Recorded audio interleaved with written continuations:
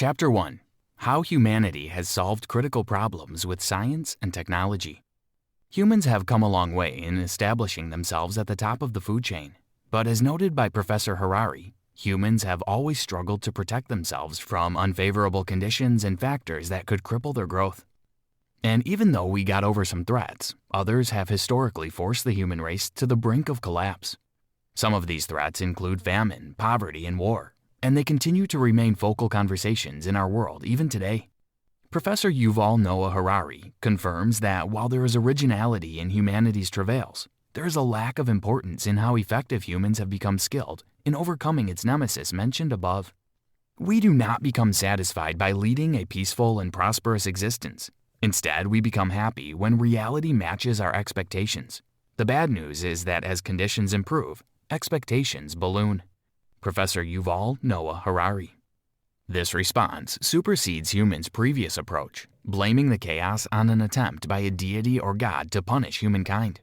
In the last few years, we have owned our failures, and we work relentlessly to learn from them, build infrastructures that would prevent future occurrences, and fixate on the next significant threat or challenge. With the advent of technology, humanity has been able to contain more disasters and save more lives as well. There is enough proof suggesting that the human race has successfully stopped the devastating effects of historical apocalyptic elements.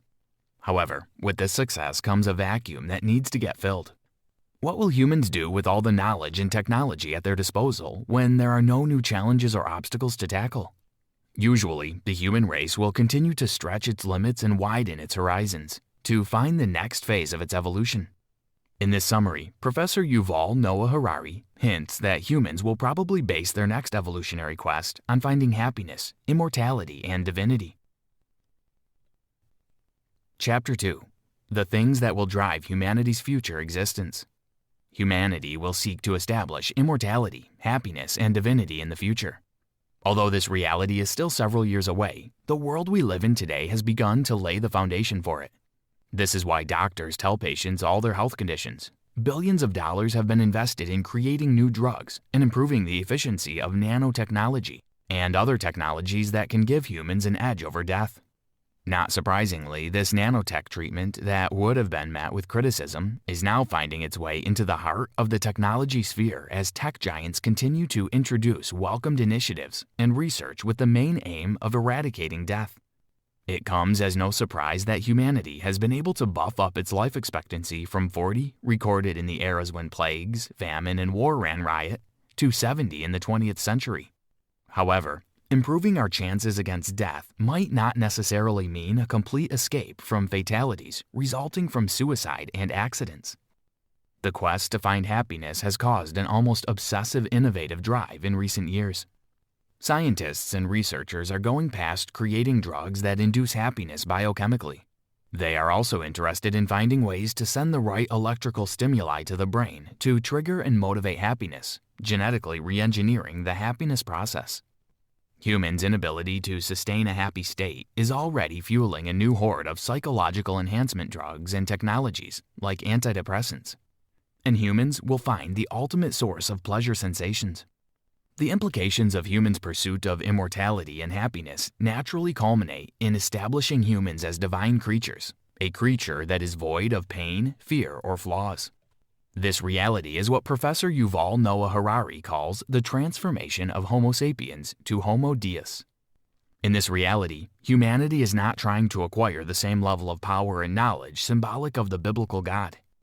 Instead, humans will upgrade their capacity to resemble mythological deities like Zeus, who could control environmental elements, command creativity, and challenge death. The fusing of man and machine will cause the altering of genes. The creation of intelligent robots will permanently change the world, defy the evolution timeline, and change history. Chapter 3. Domestication defines the relationship between humans, plants, and animals, and the changing ecological landscape. Having established humanity's dominance and our influence on the world more than ever, we must discover humanity's current course by checking history. Before humans uncovered the concept of evolution from animals, particularly reptiles, many religious accounts of creation confirmed that human beings were specially made to govern the Earth's affairs. Science gave humans the power and confidence to make changes. Archaeologists have discovered that humans started as hunters and gatherers, not the agriculturist era that Christianity, Judaism, and Hinduism documented. Before the agricultural revolution, there was an animalist's era where humans maintained a balance between their relationship with animals and plants. Humans acknowledged that animals and plants contributed to their ecosystem's well-being, so they interacted with them. On the other hand, with the help of religion, the agricultural revolution concluded that man and God or gods were the core entities that kept the world working. As such, this age relegated and belittled animals as soulless and lesser forms of life, whose role was to feed humans and appease God or gods. As a result of humans' inquisitive nature, man's and God's age slowly gave room for an era that elevated humans to God's status as humans asserted utter dominance over the world. In this era, science has given humanity the ability to reshape its surroundings and make life easier. As a result, domestication continues to define the relationship between humans, animals, and plants. Our task must be to free ourselves by widening our circle of compassion to embrace all living creatures and the whole of nature and its beauty. Albert Einstein. According to Professor Yuval Noah Harari's stats, the number of domesticated animals is far higher than the number of animals roaming the wild. Humanity is the only factor that changed this planet's ecology at a fast rate. Our actions have led to extinctions of rivals, shifting of tectonic plates, asteroid collisions, and climate change. These happenings are because humans believe that their lives are more important than that of other species. It is a function of religious and unproven assertions that only humans have souls or consciousness that could enable them to access an afterlife. At the same time, animals would supposedly fade into nothingness. However, it is a bit wrong to imply that animals lack a conscious mind. Chapter 4. The world that humans have built today has its foundation in myths. As humans realized all that could get accomplished simply by putting their imagination to work, it became apparent that there was only one possible outcome. This process started about 70,000 years ago when tribes and clans used stories to ensure their people cooperate. These stories, beliefs, and superstitions made people not break ranks. They motivated people to do all it took to protect the values of their community.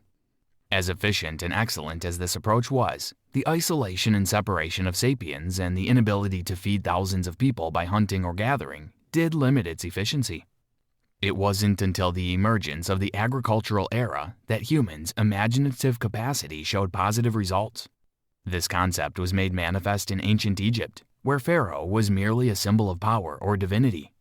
Regardless of who was in control, the engines of this civilization were officials that ensured the citizens continued to believe. Imagination is the only weapon in the war against reality. Lewis Carroll. As such, people rely on forming compelling myths whenever they want to bring other people together to share one goal. The use of written texts also made all the difference, allowing humans to bend reality and motivate people's loyalty. This assertion is evident in the value of the Holy Scriptures and how much they have influenced humans' actions for thousands of years. Religion continues to evolve based on the needs of society and continues to help humanity make the right decisions. Religion sought to create structures and regulations to govern humans' behaviors. Science, which some call the modern myth, looks to separate facts and findings from ethics. Science also empowers us to find or create solutions for plagues, famine, and war. As for religion, it leans towards creating an order. Both science and religion have brought humans far, and they will continue to push humanity to make choices that indeed count. Chapter 5. The undeniable influence of economic growth on the environment. The modern-day world thrived with the unleashing of humans' thirst for power and growth. Even though this contradicts the stagnant economic philosophies that ruled the pre-modern world, it is highly regarded today as humans continue to destroy old institutions for new ones. Modernity generally revolves around a notion that humankind, through knowledge and ideas, can create new resources and grow its wealth.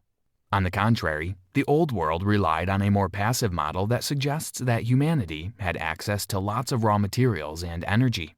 Its capacity to maximize these resources determines its survival. To ensure that humans stick to this law of maximizing resources, humanity erected religious institutions, These institutions begat greed would lead to doom and destruction. However, in recent times, these institutions are no longer healthy. Humans have evolved into creatures that believe that they have a faster and better solution to all of humanity's problems. But these come at a price. The rapid speed of modern economic growth has its disadvantages. First, the human environment cannot sustain such a level of productivity. For every policy that brings about change or every scientific breakthrough recorded, the planet moves closer to the brink of collapse. Considering the effects of human-made activities on Earth's ecology, one would expect that leaders would take stricter routes in curbing excesses. But the reverse is the case. Maybe the leaders are unaware of the problem's critical nature as they continue to postpone actions. Or perhaps those that genuinely believe in growth and development are certain that science would cover up for them. Chapter 6. The Belief System for Future Generations. According to Professor Harari, humanism is any religion that elevates humankind to godlike status. Some societies believe that humans, not God, can direct and decide the course of nature. They believe that humanity is the only factor that could give meaning to life. Nations now value their citizens' emotions or thoughts, resulting in a free market that understands the role and power of consumers. Humanism, especially liberalism, relies on a phenomenon that individual humans have the wisdom to make sound choices. This view has improved and strengthened today's leading political argument that suggests that voters and customers have the final say in governance and the economy. Although this sentiment is the current trend, Professor Yuval Noah Harari suggests that free will is nothing but a lie. The human mind is a network of neurons triggered continuously and pushed to translate sensations into emotions. Scientists have suggested that in most cases our minds determine our actions. Furthermore, Professor Yuval Noah Harari argues that humans consist of two cognitive parts, the narrative self and the experiencing self. The experiencing self takes a record of your experiences, while the narrative self uses these experiences to tell a story or make big decisions. In its quest to make meaning of your experiences, the narrative self would censor some aspects of our experiences and base its conclusion on the average of the peak and bottom moments. Life aims to live it, taste experience to the utmost, and reach out eagerly and without fear for a newer and richer experience. Eleanor Roosevelt. In other words, the collaboration of these selves is how we translate experiences and create our beliefs, which would naturally determine our choices. Therefore, your life decisions depend on how much of your adventures you can retain. Liberalism may not have all the answers for future generations, as human intelligence now competes with non-organic algorithms. Already, we see this prediction manifest in various industries, with skeptics criticizing automation and how it threatens human jobs. Sooner rather than later, artificial intelligence will replace humans in almost every profession. Although this notion suggests that humans will become jobless and useless in the future, Professor Yuval Noah Harari argues that humanity's individuality will not become extinct. Humans will continue to remain relevant. Chapter 7. Techno-humanism and data doctrine is poised to govern the third millennium. Two distinct religions would guide humanity into its explosive technology future, techno-humanism and dataism. Techno-humanism seeks to maintain humanism by introducing improvement elements. These improvements will aid humanity's quest for divinity by evolving from Homo sapiens to Homo Deus, a superior human species. Homo sapiens, or humans, resulted from a genetic altering of animals, and this process took millions of years. Even as the Homo sapiens have created a new world, they must evolve to the next phase to continue the innovation cycle. Herein lies the fundamentals of techno-humanism. It is not the strongest or the most intelligent who will survive, but those who can best manage change. Leon C. McGinson. However, how will we ensure that biological alterations would not rob us of our will if we are so keen on sustaining? Since nanotechnology and bionic parts will influence mental states in different ways, it is easy to totally key in the process and forever be a slave to enhancements that could shape our biology. Dataism claims that humans do not have the right processing power to manage the new world. Dataism believes that future systems control should fall in the hands of intelligent machines that can process the tremendous amount of data generated. Humanity has always created otherworldly explanations for happenings greater than their own knowledge, hence the advent of religion. Already, this prophecy is becoming evident. Governments are clueless, so are corporations. Humans are slowly introducing one form of the superprocessor to help source data and utilize it. However, dataism is not a religion against humans. Instead, humans will rely on the systems of dataism to separate good from bad, bringing about the relationship between God and man and the religious system that spoke about this. Did you know? Dataism as a term was first used in a 2013 New York Times piece by David Brooks. Conclusion. Professor Yuval Noah Harari is a firm believer in the future of humanity and how big the role technology is poised to play in it. Change is constant, and humanity has survived this long because it is always ready to adapt to change. Humanity makes up explanations for these changes that are natural disasters and not the act of an angered God. Harari cites that religion is man's way of either explaining or evading change. As change is constant, so is the possibility of more religions popping up. The new belief system is science and technology.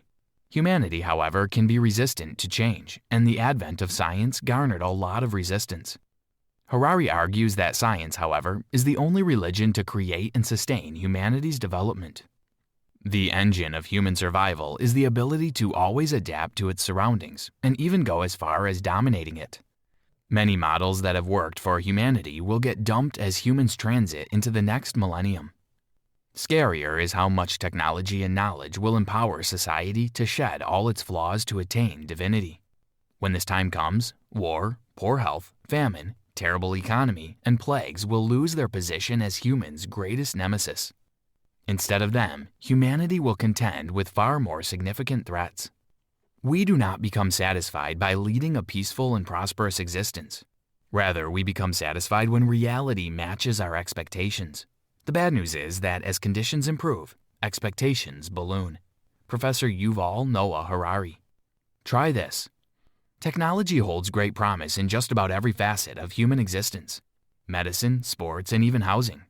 It would be beneficial if we get acquainted with the religion of dataism. Start by learning all you can about data and how it shapes the world.